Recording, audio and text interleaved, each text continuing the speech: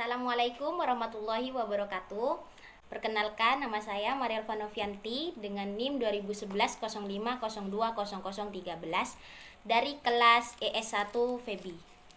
Di sini saya akan memberi tanggapan tugas dari Bapak Abdul Wadud Nafis tentang ekonomi makro. Baik, saya mulai dari pengertian ekonomi. Pengertian ekonomi dibagi menjadi dua, yaitu oikos dan nomos. Oikos yang artinya rumah, nomos artinya aturan atau tatanan. Dan jika digabungkan, yaitu artinya pengelolaan atau manajemen rumah tangga. Jika diartikan ke dalam ekonomi, yaitu bagaimana cara kita mengatur pembelanjaan rumah tangga. Selanjutnya yaitu tentang ilmu ekonomi. Ilmu ekonomi yaitu ilmu yang mempelajari tingkah laku manusia dalam usahanya untuk mengolah sumber daya yang memiliki batasan penggunaan untuk mencapai suatu tujuan tertentu. Nah, adapun pembagian dari ekonomi yaitu dibagi menjadi tiga. Yang pertama ada deskriptif, yang kedua ada terapan, dan yang terakhir ada teori. Deskriptif yaitu kajian yang menjelaskan dengan apa adanya tentang kehidupan ekonomi di suatu daerah atau negara pada masa tertentu. Contohnya ekonomi Indonesia pada era Orde Baru, yang pada masa itu Indonesia menggunakan ekonomi kapitalis yang bersifat terbuka. Yang kedua ada terapan, yaitu cabang ilmu ekonomi yang membahas khusus tentang penerapan teori ekonomi dalam suatu rumah tangga produksi. Misalnya ekonomi perusahaan, perbankan, dan moneter.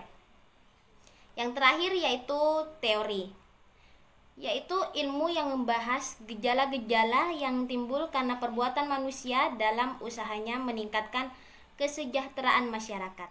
Adapun pula teori ekonomi yang dibagi menjadi tiga bagian. Yang pertama teori ilmu ekonomi, yang kedua teori ekonomi mikro, dan yang terakhir teori ekonomi makro. Teori ilmu ekonomi tidak usah dijelaskan lagi karena sebelumnya saya sudah menjelaskan. Selanjutnya saya akan menjelaskan teori ekonomi mikro. Teori ekonomi mikro yaitu ilmu yang mempelajari perilaku konsumen dan perusahaan serta penentuan harga pasar dan kuantitas. Yang terakhir teori ekonomi makro yaitu pelajaran tentang ekonomi secara keseluruhan. Ekonomi makro menjelaskan perubahan ekonomi yang mempengaruhi banyak masyarakat, perusahaan, dan pasar. Selanjutnya konsep dasar ekonomi makro yaitu yang pertama pendapatan dan pengeluaran, yang kedua pengangguran, yang ketiga uang dan fungsinya, yang keempat inflasi dan defisi, yang kelima permintaan agregat dan penawaran agregat, yang keenam ekspor dan impor, dan yang terakhir yaitu keseimbangan IS dan LM.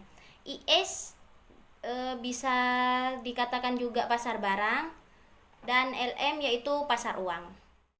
Adapun perbedaan dari makro dan mikro dari sisi ketenaga kerjaan, jika yang mikro ketenaga kerjaan itu satu perusahaan, dan yang makro yaitu secara keseluruhan. Dan kalau dari sisi konsumsi, yang mikro itu individu, sedangkan yang makro negara. Selanjutnya dari jumlah produksi, kalau yang mikro itu suatu perusahaan, yang makro adalah produksi nasional. Dan yang terakhir dari harga, yang mikro itu harga setiap barang atau jasa, sedangkan yang makro harga barang atau jasa secara keseluruhan. Kesimpulannya, Ekonomi makro adalah ilmu yang dapat kita pelajari agar memahami tentang perekonomian negara secara keseluruhan, sehingga dapat kita memahami pemahaman-pemahaman yang jelas tentang ekonomi makro.